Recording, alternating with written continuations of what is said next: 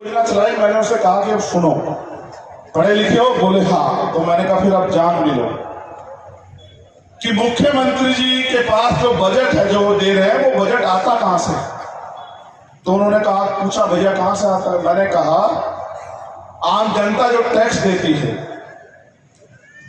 वो टैक्स का पैसा जिस कोष में जमा होता है, सरकार के खाते में जमा होता है, उसी का बजट बनता है। उसके साथ जो प्राकृतिक रिसोर्स हैं उनसे जो टैक्स आता है उससे बजट बनता है। यानी कि मैंने उसको साधारण भाषा में उससे पूछ के समझाया कि तुम एक महीने में कितना खर्चा करते हो, कितने सामान खरीदते हो। वो कहीं होगा भी तो मुझे सुनेगा। उसने कहा मैं 1 लाख रुपए हर महीने का सामान खरीदता हूं। मैंने कहा 28% जीएसटी है, तुम 1 लाख रुपए का सामान खरीदते हो, 28,000 रुपए सरकार को देते हो, सरकार तुम्हें कितना फायदा देती है? उसने कहा मुश्किल 1,000-2,000 रुपए का। तो मैंने कहा सरकार का पैसा तुम्हारी तरफ है या तुम्हारा पैसा सरकार की तरफ है? तो कह रहा ऐसे तो मेरा बहुत सारा पैसा सरकार की तरफ जा रहा है। तो मैंने उसे यही समझाया मेरे भाई कि माचिस की सीख से लेके और बाल काले करने वाले कलर से लेके चश्मा, चप्पल, जूते, हर एक चीज पे टैक्स है। यहाँ तक कि जो झंडा आपने बनाया उस पर भी टैक्स है, ये टेंट आपने खरीदा इस पे भी टैक्स है, जो किराया आप देते हैं उस पर भी टैक्स है, जो गैस आप खरीदते हैं उस पर भी टैक्स है, पेट्रोल डीजल सब पे टैक्स है। और आज तो ऐसी सरकार केंद्र में बैठी है जिसने दूध पे, दही पे भी टैक्स लगा दिया, खाने के पीने के सामानों पे भी टैक्स लगा दिया। मैंने उसको और गंभीरता समझाया। मैंने कहा छोड़ो, तुम तो बड़े हो नौजवान हो, अगर कल किसी बच्चे ने जन्म लिया उसके लिए जो दवाई आएगी उस पर टैक्स है, उसके लिए जो डायपर आएगा उस पर टैक्स है, उसके लिए दूध आएगा उस पर टैक्स है, उसके लिए कुछ भी आएगा, कोई कपड़ा, सब पे टैक्स है। यानी कि जो भारत में पैदा हो गया वो हर एक व्यक्ति टैक्स दे रहा है। लेकिन क्या जब तक वो अपने पैरों पर ना खड़ा हो जाए सरकार उसे कुछ दे रही? तो कह रहा बहुत नहीं, वो बहुत कुछ दे नहीं रही। तो मैंने उसको समझाया कि जनता के पैसे को जनता को वापस लौटाना यही सरकार का काम है। लेकिन सरकार इस तरह का दिखावा करती है कि हम 1,500 रुपए लाडली बहन योजना के दे रहे हैं। मुख्यमंत्री जी कितने पैसे दे रहे हैं लाडली बहन योजना के? कितने? हमसे सुनो, मध्य प्रदेश के हर एक व्यक्ति को 5,000 रुपए प्रति व्यक्ति महीना हम लोग देने का काम करेंगे, ये मेरा आपसे वादा। और आप ये भी जान लो, आपको ये पता नहीं पता है कि मैं कोई भी बात झूठ नहीं कहता हूं, पता है नहीं पता है? मुझे ये भी पता है पैसा कहां से आएगा और पैसा कैसे आपकी जेब में जाएगा। मध्य प्रदेश के हर एक नौजवान को रोजगार देने का काम, चाहे वो महिला हो या पुरुष हो, हम लोग करेंगे, ये मेरा आपसे वादा है। जो भूमि विहीन है उनको भूमि देने का काम, जिसके पास कच्चा मकान है उसको पक्का मकान देने का काम, आशा आंगनबाड़ी कार्यकर्ताओं को अन्य सरकारी कर्मचारियों के बराबर वेतन देने का काम, सफाई कर्मचारियों को परमानेंट करने का काम, प्रमोशन में रिजर्वेशन एससी, एसटी, ओबीसी के अधिकारी कर्मचारियों को देने का काम, जितने बैकलॉग मध्य प्रदेश में है पहले महीने में सारा बैकलॉग भर्ती करने का काम, महिलाओं को सुरक्षा का माहौल, सशक्तिकरण का अवसर, सबके लिए अच्छी पढ़ाई और अच्छा इलाज देने का काम हम लोग करेंगे। आप बताओ इसके अलावा आपको क्या चाहिए? मैंने आपको 12 फरवरी को भोपाल में भी कहा था नहीं कहा था कि अपनी समस्याओं का घोषणा पत्र बना के दे दो मुझे, और ये मांग पत्र बना के दे दो, मैं इसको घोषणा पत्र बना दूंगा। मैं पढ़ा लिखा वकील आदमी हूं, मैं आपके दर्द को दर्द समझता हूं क्योंकि आपका खून हूं, और मैं जानता हूं कि जब तक आपकी जेब में पैसे नहीं आएंगे, सोचो एक घर में 4 आदमी है, उसको 20,000 मिलेगा, क्या वो किसी आगे हाथ फैलाएगा? बताओ, जवाब दो।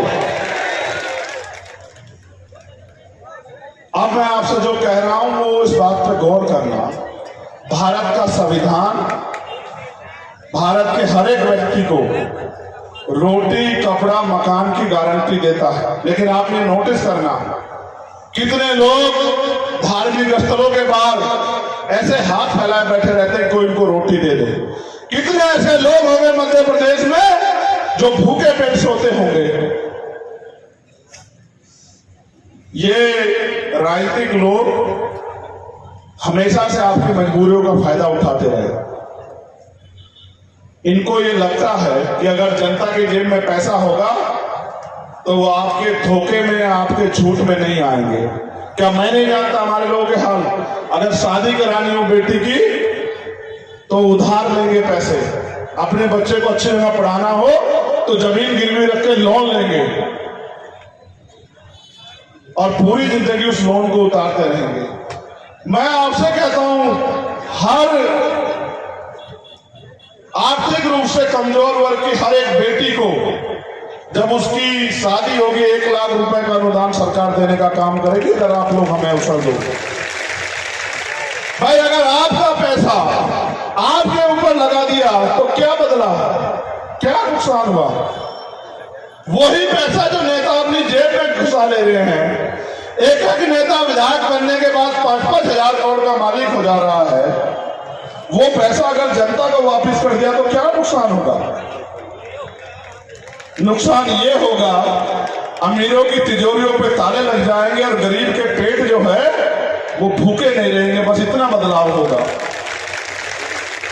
कोई किसी के साथ जुड़ जाके अन्याय नहीं कर पाएगा। अगर कोई किसी गरीब को, कमजोर को, दलित, पिछड़े, आदिवासी को या किसी भी समाज की बहन के साथ अन्याय करेगा, उस हरेक अपराधी पे रासुका लगा के उसको जेल भेजने का काम और 3 महीने के अंदर उसको सजा दिलाने का काम हम लोग करेंगे। अगर किसी दलित, आदिवासी की हत्या कोई कर देता, अभी 8.5 लाख रुपए मिलते हैं, 8,25,000 रुपए मुआवजे के तौर पे SC एक्ट के तहत हम लोग कानून बना के 30 लाख रुपए प्रति व्यक्ति को देने का काम करेंगे। और जिस परिवार के साथ उसके परिवार से कमाने वाला व्यक्ति चले जाएगा उसको एक सरकारी नौकरी देने का काम करेंगे। आप मुझे बताओ क्या नामुमकिन है इनमें से? कोई भी व्यक्ति, जितने लोग हजारों हजार यहाँ बैठे, एक आदमी खड़ा होकर बताओ कि ये नामुमकिन है, और ना करके दिखाया तब आप मुझे बताना। लेकिन मैं आपसे कहना चाहता हूं, कब तक उनके चक्रों में पड़े रहोगे? अगर वो आपका भला करना चाहते तो 75 साल में आपकी जिंदगी नहीं बदलती क्या? भोपाल से आते हुए किशन लाल बागरी एक्सीडेंट में मेरा भाई चला गया। मैं जब उसके घर गया, उसका मकान देखा, कच्चा था, मेरा सर उसके दरवाजे में अड़ रहा था। ये बात मैं आपको इसलिए कह रहा हूं मेरे लोगों कि